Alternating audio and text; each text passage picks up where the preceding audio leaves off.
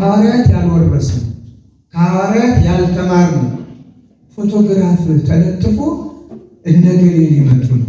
እኔ ቤተክርስቲያን በአገዳም ትሰራ፣ በሳርም ትሰራ፣ በከበረም ድንጋይ ትሰራ፣ በገጠርም ትሁን በከተማም ትሁን በየትኛውም ቦታ አንዲት ናት። የሚፈጸመውም ያው አንድ ምስጢር ነው። የሚመለከውም በአንድነቱ በሦስትነቱ ያለ ዘላለም ሥላሴ ነው።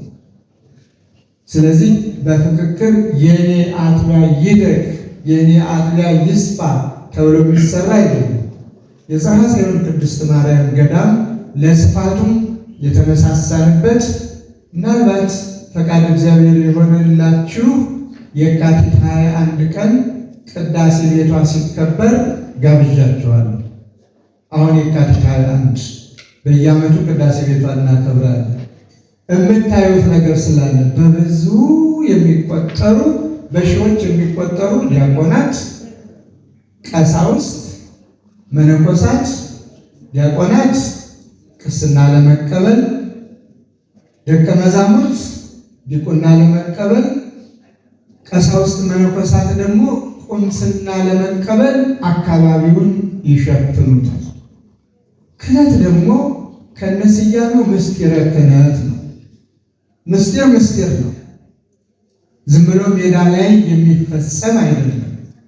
አሁን ከችግር አንጻር ሜዳው ላይ ነው ምስጢረ ክህነት እየፈጸምን ያለ ሜዳ ላይ እልም ያለ ሜዳ ላይ ትንሽ ድንኳን ለመትከል እንሞክራለን፣ ግን አይበቃም። በዛፉ ስር በምኑ አሁን ዛፎችን ትንሽ መጠለያዎቹ ለሆነ አሁንም የተጀመረውን ህንፃ አገልግሎት እየሰጠን ነው። ስለዚህ ምስጢረ ክህነት ከሆነ ከሰባቱ ምስጢራት አንዱ እስከሆነ ድረስ ምስጢራትን መፈጸሚያ የባህር ዳር ሀገረ ስብከት መንበረ ጵጵስና የገዳማቱ ሁሉ አገልግሎት መስጫ ስለሆነች ብቻ በሰፊው እንድትሰራ ተገደናል ማለት ነው። ምክንያቱ ይሄ ነው እንጂ ታላላቅ አብያተ ክርስቲያናት በተለያዩ ቦታዎች ስለተሰሩ እኛም ትልቅና ግዙፍ ቤተክርስቲያን እንዲኖረን ብለን የጀመርነው አይደለም። ከአገልግሎቱ አንጻር ነው። ከአገልግሎቱ አንጻር እንግዲህ በዚያ ላይ በሺ የሚቆጠሩ ዲቁና የሚቀበሉ፣ ቅስና የሚቀበሉ፣ ቁምስና የሚቀበሉ በመጡበት ቦታ ላይ በዚያ ላይ ደግሞ ምዕመናን ሲጨመሩ መጥበቡን ተመልከቱት። ስለዚህ ቢያንስ አቅማችን በሚመጥነው መልኩ ሰፋ ያለ ቤተ ክርስቲያን ይኖረን ተብሎ ተጀምሯል። የሚደንቀው ግን ይህ ቤተ ክርስቲያን ከተጀመረ ጀምሮ አንዳንድ ጊዜ ሀባሎ ገደላ እየተጋቡ አንስርት ምናምን ባለበት አሞሮች ይሰበሰባሉ ይላል። አንዱን ብቻ እንውሰደውና ከምስጢሩ እና ስራ ካለ የገንዘብ እንቅስቃሴ ካለ አላስፈላጊ ውዝግቦች ሲፈጠሩ እናያለን። ሐሜቶችም ሲፈጠሩ እንሰማለን። ጽርሐ ጽዮን ላይ እንደዚህ አይነት የሚባል ወሬ የለም። እጅግ ጠንካራ የሆኑ አሁንም በመካከላችን ተቀምጠው ይህንን ስራ የሚከታተሉ እህቶች፣ እናቶች፣ ወንድሞች ከሀገረ ስብከቱ ከስራ አስኪያጁ ጀምሮ ያሉበት ሁላችን በበላይ የምንጠብቀው ድምፁ የማይሰማ የታመነ ኮሚቴ አለ። ለሚሰራው ስራ ሁሉ የሚገዛ ነገር ቢኖር የጥናት ክፍል አለ።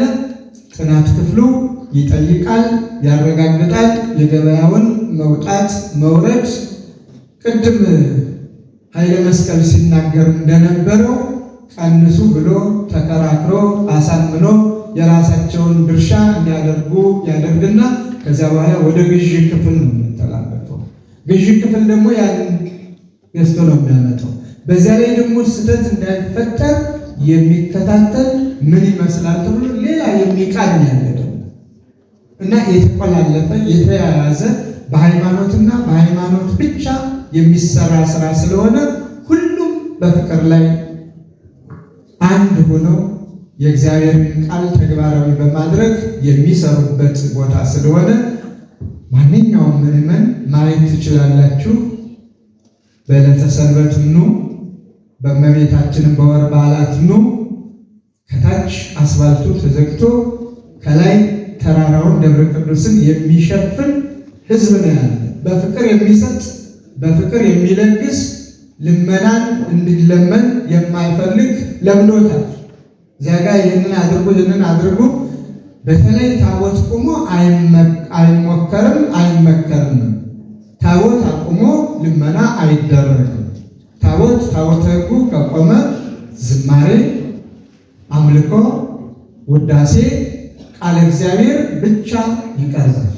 እግዚአብሔርን የምንለምነው ታቦተ ሕጉ ከቆመ ሰላምን ስጠን፣ ፍቅርን ስጠን፣ አንድነትን ስጠን፣ በልዩ ልዩ ችግር የሚገኙ ወገኖቻችንን እርዳ፣ ሕፃናቱን አሳድግ፣ ሕሙማኑን ፈውስ፣ የቸርነትን ሥራ አድርግ፣ ስለ ቅድስተ ቅዱሳን ስለ ድንግል ማርያም ብለን ከምንለምን በስተቀር አይደለም። ጽርሐ ጽዮን ቅድስት ማርያም ገዳም በባህር ዳር ከተማ አድባራትና ገዳማት ጨርሶ እንዲህ አይነት ነገር እንዳይሞከር መልእክቱም የተላለፈበት ነው። አንዳንድ ጊዜ አዩኝ አላዩኝ ብለው የሚሞክሩ ቢኖሩ እነሱም ህዝቡም ይሻላል። ይህን ሐረርም በነበርኩበት ጊዜ ተግባራዊ የሆነ ነው። ታቦተ ሕግ አቁሞ ልመና የኢትዮጵያ ቤተክርስቲያን ድርሻ አይደለም። የኢትዮጵያ ቤተክርስቲያን ዓላማ አይደለም። አባቶቻችን አላወረሱንም። አባቶቻችን ያላወረሱንን ነገር መጠቀም ደግሞ ውድቀትን ነው የሚያመጣ። እኛ ያላከበርነውን የገንዘብ መለመኛ ያደረግነውን ታቦተ ሕግ ማንም ሊያከብርልን አይችልም። ለዚህም ነው አብረን እንድንለምን ቤተክርስቲያን ላይ ሳይሆን በዚሁ ወንጌል በምንማርበት ገበያም ላይ ሳንወጣ በዚሁ እንድናደርጋት የቤተክርስቲያኒቷን ክብር ለመጠበቅና ለማስከበር ስለሚል። ስለዚህ የትም ያለች ቤተክርስቲያን ኦርቶዶክሳዊ ተዋሕዶ ቤተክርስቲያን ከሆነች የሁላችን ናትና ይመለከተናል። ተባብሮ መስራትን ልማድ እናድርገው። አባቶቻችንም ያወረሱን ነው። አባቶቻችን ያላወረሱንን ነገር አንጠቀም። ከሐዋርያት ያልወረስን ከሐዋርያት ያልተማርነው ፎቶግራፍ ተለጥፎ እንደገሌ ሊመጡ ነው። እኔ ፎቶግራፍ በተለጠፈው ቁጥር በእውነት ነው የምላችሁ ውስጤ በጣም ነው የሚከፋው። ቤተክርስቲያን ውስጥ ሕግና ስርዓቱ ባለበት እሺ ይቀመጥ። አስታውሳለሁ እዚህ ጋር ትንሽዬ ፎቶግራፍ ነበረች። አይ ለዚህ ብለው ይህንን ሲያደርጉት እየተከራከርን ነው ያደረጉት። ምን ያደርጋል? አሁን እነገሌ ሊመጡ ነው፣ እነገሌ ነጋሪት ብሰማ በቃ እልል በሉ። እነገሌ ደግሞ ሲጠሩ መከራ ነው። በዚህ በጽዮን እንኳን ስንት ጊዜ ተቀያየረ የኛ ማስታወቂያ። መጀመሪያ ይመጣሉ የተባሉት ሌሎች ናቸው። ከዚያ ደግሞ ተሰረዘና ሌላ፣ ከዚያ ደግሞ ሌላ፣ ወደ ሶስተኛ ጊዜ መሰለኝ እና ሶስቱም አየር ላይ ውሏል። አንደኛ ያሳጣል፣ ያልመጣውንም ሰው ያሳጣል፣ የቤተ ክርስቲያኒቱንም ክብር ይቀንሳል። እስኪ ንገሩ፣ የትኛው ሐዋርያ ነው ፎቶግራፉን በደንብ አድርገው ዘርግተው ይኸው ሐዋርያ ገሌ ሊመጣ ነው የተባለ አለ? በወንጌል ትምህርት አለ? በታሪካችን ውስጥ ካለፉ በኋላ እርግጠኞች ሆነው አባቶቻችን በተጋድሎ ጸንተው የወንጌል አርበኝነታቸው ተረጋግቶ በመሳፍንቱ፣ በመኳንንቱ፣ በባለስልጣናቱ፣ በነገስታቱ ፊት መቆምን ሳይፈሩ ሲገቡ እንኳን ደህና መጣችሁ ተብለው ሳይሆን እየተገረፉ፣ እየተነቀፉ፣ እየታሰሩ፣ እየተንገላቱ በጽኑ መከራ ገብተው ብቻቸውን ገብተው ብዙ አማኞች አስተምረው አሳምነው ከዚያ በኋላ ወደ ሌላ ሀገር ይሄዳሉ። መልሰው በመከራ ያልፋሉ። በትሩፋት በገድል ታሪካቸውን ይፈጽማሉ። የመጨረሻ ረፍታቸው ሲሆን ከዚያ በኋላ ቤተክርስቲያን ደግሞ ገድላቸውን ትጽፋለች፣ ታሪካቸውን ትተርካለች፣ በምሳሌነታቸውም ትጠቀምባቸዋለች እንጂ በየትኛውም ታሪካችን ክርስቶስም እየተመላለሰ ሲያስተምር የሆሳዕና ዕለት ብቻ ጉዝጓዝ ተጎዝጉዞለታል፣ ልብሳቸውን አንጥፈዋል፣ ዘንባባውንም በተመሳሳይ። ከዚያ ውጭ ግን ሲተፉበት፣ ሲቀልዱበት፣ ሲያሸማጥጡት ያውም ተርበው እያበላቸው ታመው እየፈወሳቸው ዕውራኑን እያበራ ጎባጣውን እያቀና ለምጻሙን እያነሳ ሙታንን እያስነሳ እየተመላለሰ እንኳን በፍጹም የለም የሌለ ነገር ነው። ስለዚህ የሌሉ ነገሮቻችንን ብንጸየፋቸው ብናወግዛቸው፣ ይሄንን የተማርነው እርግጠኛ ነኝ አንድም ካለሙ አንድም ከዘመኑ ክርስቲያኖች ይሄ ነገሌ ሊመጡ ነው ብፁዕ አቡነ ገሌ ብፁዕ አቡነ ገሌ አሁን እኛም ጀመር ነው እኮ በቃ ግን ያሳፍራል። እንዲህ አይነቱን ብንተው ታቦታት ሕጉን አቁሞ ልመናም ብናወግዘው እስከ መቼ ድረስ ነው? እጅን ኪስ አስገባ የያዝከውን ይዘህ ውጣ እያል ማታለል እኮ ነው። ቅሚያ የሚባለው አታሎ መውሰድ ነው። አሳምኖ በጉዳዩ አምኖ ይመለከተኛል ብሎ እንደውም ዕዳዬን አልከፈልኩም አስራት በኩራቴን መክፈል አለብኝ ብሎ አምኖ ያ ሰው ማድረግ አለበት፣ ግዴታው ነው። እኛም ግዴታቸውን ብንናገር እኛም ግዴታችንን ብንፈጽም መሳቂያ እንሆን። ወገኖቻችን አሁን ንግስ ነው ካል የሚታያቸው የወንጌል ትምህርት መሰጠቱ አይደለም፣ ዝማሬው፣ ውዳሴው፣ አምልኮቱ መፈጸሙ አይደለም። ዛሬም ሊለምኑ ነው። ዛሬም በቃ እርዳታ ሊጠይቁ ነው። ስለዚህ ልመናችንን እንዳሁኑ በዚህ ብናደርገው የጎደለንን ነገር ቤታችን ውስጥ ሽፍን ብለን አማኞቻችንን ቀስቅሰን የክብሩ ተካፋዮች እንዲሆኑ ከባሪዎች እንዲሆኑ ነው። እግዚአብሔር ክቡር ነው፣ አክባሪ ፈላጊ አይደለም። ቅዱስ ነው፣ ቀዳሽ ፈላጊ አይደለም። ይቀድሰናል፣ ያከብረናል፣ ያነጻናል። ሰጪ ነው፣ ተቀባይም ነው። ሰጪ ሲሆን ተቀባይ የሆነ ደግሞ እኛን ማቅረቢያ መንገዱ ነው። ሰጥቶ ነው ስጡ የሚለን። ጤና ሰጥቶ ብንታመም አንለውና ለሕመማችን ጤና ፍለጋ አንዱ ላይ ብንሄድ አይደለም ያለንን ገንዘብ የሌለ ተበድረን እንከፍላለን። ያለን የሌለን ንብረታችንንም ሽጠን እንደገና ወደኋላ ልንመለስ እንችላለን። ስለዚህ ጤና ለሰጠን ለሚሰጠን እግዚአብሔር፣ ሀብት ለሰጠን ለሚሰጠን እግዚአብሔር የእግዚአብሔርን ለእግዚአብሔር የቄሳርን ለቄሳር በሚለው መመሪያ መሰረት ከፈጸም ታላቋ ቤተክርስቲያን ታላቅ እንደሆነች ከፍ ትላለች። ስም አጠራሯም ታላቅ ነው። ታላቅነቷን ደግሞ ማንም ላይፈታተነው ከመናኛ ጋራ ላያወዳድረው እንዲያምን፣ እንዲያሳምን፣ እንዲሳብ፣ እንዲስብ ማድረጉ ከኛ ይጠበቃል ብዬ አምናለሁ። ለዚህ ነው ሌላው ደግሞ አልፎ አልፎ የሚሰሙ ነገሮች አሉ። ይህን ያህል አብሬ ካመሸው ዘንድ ወጥመድ እንዳይሆንብንም ፈተናም እንዳይሆንብንም የውስጤንም ላካፍላችሁ ብዬ ነው። አሁን ገበያው ቤተክርስቲያኒቱ ላይ እየደራ ከፍም እያለ ነው። ጋብቻ አለ። ጋብቻ ከምስጢራት አንዱ ነው። ስርዓተ ተክሊል በምስጢር የሚፈጸመው ጋብቻ ዘፋኞቹ ተከልክለው ከሆነ ዘማሪዎቹ ደግሞ ለዘፋኞች ከሚከፈለው ገንዘብ በላይ ተከፍሏቸው ቃል እግዚአብሔር በገንዘብ ተገዝቶ የሚመጡበት መንገድ እየተፈጠረ ነው። ምናልባት ተቃውሞ ሊገጥመኝ ይችላል። የብዙ እንጀራ መዝጋት እንዳይሆን ምን አለ እግዚአብሔር ያልተከለው ተክሌኛ ሊሆን ይችላል።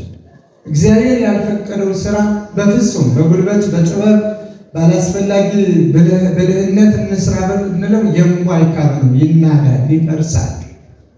የእግዚአብሔር እጅ ካለበት ደግሞ ሰሪውን ራሱ መንፈስ ቅዱስ አነሳስቶ ያመጣዋል። አልናገርም ዝምታን እመርጣለሁ ቢል ለበጎ ነገር ፊቱን ጸፍቶ አፉን ከፍቶ መንፈስ ቅዱስ ያናግረዋል፣ ድካሙን ያስወግደዋል።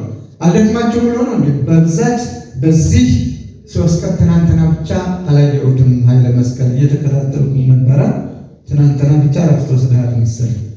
ከትናንትና ወዲያ ዛሬ ሙሉውን እንደጨዋል። ደግሞ ትንሽ ወጣ ሲልም እያየን ነው። የት አለ ሲባል ነበረ ቅድም። ጥሩልን እሱን ጥሩልን እየተባለ ነበር። ተሰጠው ነው አንድ ሰው ተሰጥኦ ካለው ያንን መቀበል ነው፣ አሜን ማለት ነው። እግዚአብሔር የፈቀደለትን የሰጠውን ስጦታ ደግሞ መግፋት ወይም ደግሞ መጠራጠር፣ አለበለዚያም ደግሞ ሌላ አመለካከት ንፍገት ይባላል። እግዚአብሔር ያልነፈገውን ለአንድ ሰው ለእያንዳንዳችን እዚህ ላለ ነው የሰጠን ጸጋ፣ በሰጠን ጸጋ መጠቀም ነው። ስለዚህ ለዚህ ጉባኤ ለዚህ ስራ ስኬታማነት ሙሉ ጊዜያችሁን ሙሉ ዕውቀታችሁን ያለ እንከን ባየሁት እኔ ያየሁትን ነው የምመሰክር፣ ያላየሁትን መናገር አልችልም። በእኔ አጠራር ገብረ ኢየሱስ ወይም ዶክተር አለማየሁ የተናገሩትን ሁልጊዜ አስታውሰዋለሁ፣ የማልረሳው። ከገዳማችን አንዱ ውስጥ እጽዋት ተቆርጠው ያለው እንግዲህ ስለ እጽዋት እሳቸው ምን እንደሚሉ እንዴት መከራቸውን እንደሚያዩ ታውቃላችሁ። እጽዋቱ ተጨፍጭፈው በዚያ ላይ ደግሞ የማያስፈልግ መርዛማ አፈር ከሌላ ተቆፍሮ የወጣ መቀያያጩ ሰዎች እዚያ ጋር አስፈቅደው ረግረጉን ለመሙላት ሲታገሉ ያያሉ። ያንን ሲያዩ ቀጥታ እሳት ልሰው እሳት ጎርሰው ተሳጭተው እኔ ዘንድ ነው የመጡ። እኔም ማውቃቸው በትህትናቸው ምን ብለው ነው። የዛ ቀን ግን ምንም ራሳቸውን አያውቁት፣ ግልጹን ነው የምናገረው። እና ምን ሆነው ነው እንዴት ነው ናቸው። እንዴት እንደዚህ ይሆናል እርስዎ ባሉበት ሲል ምንድን ነው እዚህ ቦታ እሺ እንዴት ነው ያሉት። በጣም የምናከብራቸው ትልቅ የቤተ ክርስቲያን ልጅ ስለሆኑ ከዛ በሪያቸው ሄድኩኝ፣ አየው። በእርግጥም ያስቆጣል፣ በእርግጥም ሊደረግ የማይገባው ነገር ነው። በዚያ ላይ እንዳለን በብስጭት ላይ ብስጭት እኔ አሁን እሳቸውን ለመጥቀስ የፈለግኩበት አንድ አጥማቂ ነኝ የሚሉ ሰው እኔ ከያዝኩት መስቀል ይበልጣል ቢላ ነው። በዚያም ላይ ደግሞ የተጣመመ የጎበጠ ቢላ ነው። የሽንኩርት መክተፊያ ቢላ ይመጣል፣ በጣም የጎበጠ ነው እና በዚያ ላይ ደግሞ በጣም የዛገ ነው እና ታምር ተፈጠረ ይሉናል። ቀረብ ብሎ የብዙ አባታችን ታምር ተሰርቶ እዚህ ቦታ ይላል። እሳቸውም እየሰሙ ምን ታምር ተፈጠረ አሏቸው። ይሄ ቢላ በትውከት ነው ይወጣላቸው አለ። በትውከት በማስታወቅ ይሄ ቢላ ከወዳቸው ወጣ። ግርም ይላል። አንዳንድ ጊዜ ለእግዚአብሔር የሚሳነው ነገር የለም።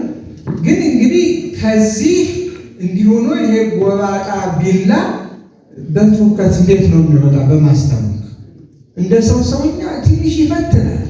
ቢላውን ያየ ነው ይሄ የሚገባው እና በስጨት ብሎ አይ አሁን ለወርቅ ሌላ የዛገ ማስታወቂያ ይወጣል። የዛገ ይችን ስንዱ የሆነች እመቤት ይችን ሁለንተናዋ ምሉ የሆነ እመቤት እናት ቤተክርስቲያን በዚህ ነው እናንተ የምታስተዋውቋት፣ ይህንን ነው የምታቀረው ብለው በጣም ያዘኑት ሐዘን የተናገሩት እሳቸው የተናገሩትን ሙሉ በሙሉ አረፍተ ነገሩን አልተናገርኩትም፣ ስሜቱን ነው እንጂ እሳቸው ሲናገሩት ለየት አድርገው እና አንዳንድ ጊዜ ቤተክርስቲያኒቷን ዝቅ የሚያደርግ ተቃዋሚዎቻችንን ከፍ የሚያደርግ የእኛን ተልእኮ አንገት የሚያስደፋ የማይሆን ወሬም ባናወራ የሌለም ነገር ባንፈጥር ብዙ ታምራት ተደርገዋል። ሙታን እኮ ተነስተዋል በቤተ ክርስቲያናችን፣ ዛሬም ይነሳል። እግዚአብሔር ሲፈቅድ ሕሙማን ይፈወሳሉ በጸበሉ በእምነቱ፣ ተባዮች ይወጣሉ ከባል ጀምሮ እስከ ሌላ ድረስ። አይሆንም ማለት አይደለም፣ ግን ያ የዛገው ቢላ እንግዲህ አማኝ ነኝ ብዬ ከማምነው አንዱ በእምነቴ ጥርጥር የለብኝም። ማንም በእምነቴ እንዲፈትነኝ አልፈልግም። ምናልባት ሰው ነኝና ደካማነት በልዩ ልዩ መንገድ ይኖረኛል፣ ሊኖረኝም ይችላል። እምነት ግን እምነት ነው። እምነት ግን እምነት ነው። አማኝ ነኝ ብዬ የማምነው ሰው ይሄ በዚህ ነው የወጣ ቢባል ትንሽ ይከብዳል።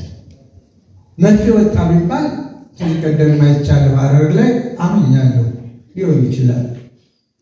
ምክንያቱም አብሮ ሊያስወጣው ይችላል። ግን እንዲህ የጎበጠ ቢላ ምን ያለ ከዚህ እንዲወጡ እዚህ ላይ እንዴት ተቃነ ወይ በዚህ ሾለከ ቢባል እሺ በስ ግን እዚህ ደርሶ እንደዚህ ወጣ የሚለው ነገር በፍጹም አጠራጣሪ ነገሮችና ግነት ለመፍጠር እንዲሆነ እንዲህ ተደረገ የሚባሉ ነገሮች ቤተ ክርስቲያኒቱን የማይመጥኑ ነገሮችን ብንረሳቸው ብናርቃቸው።